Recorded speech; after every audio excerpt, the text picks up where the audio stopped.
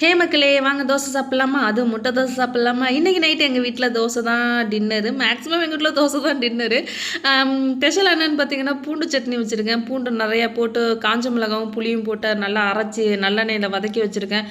செம்ம சூப்பராக இருக்கும் அந்த பூண்டு சட்னி. அதுக்கப்புறம் என்னென்னு பார்த்தீங்கன்னா, தேங்காய் சட்னி தண்ணியாக வச்சுருக்கேன்.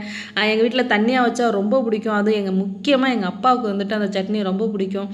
எங்கள் அப்பா வந்துட்டு ஃபிசிக்கலாக எங்கள் கூட இல்லைன்னா கூட உணர்வுபூர்வமாக எங்கள் அப்பா எங்கள் கூட இருக்காங்க. நாங்கள் எப்போதுமே வீட்டில் ஒன்றா உட்காந்து சாப்பிடும்போது சாப்பாடு எங்கள் அப்பாவுக்கு தான் எடுத்து வைப்போம். இந்த தோசை கூட எங்கள் அப்பாவுக்கு தான் நான் செஞ்சிகிட்ருக்கேன். எங்கள் அப்பாவுக்கு தண்ணி சட்னி ரொம்ப பிடிக்கும். அந்த தண்ணி சட்னியை பார்க்கும்போதெல்லாம் எனக்கு எங்கள் அப்பா ஞாபகம் தான் வரும். ஓகே மக்களே, ஃபீலிங்ஸில் போயிட்டேன். எங்கள் வீட்டில் டின்னர் இது தான். எங்கள் அப்பாவுக்கு தோசை எடுத்து வச்சுட்டு நாங்களும் இப்போ தோசை சாப்பிட போகிறோம். சூப்பரான பூண்டு சட்னியும் தேங்காய் சட்னியும் வச்சு தோசையை சாப்பிட்டுட்டு இன்றைக்கி டின்னரை முடிச்சிட்டோம் மக்களே.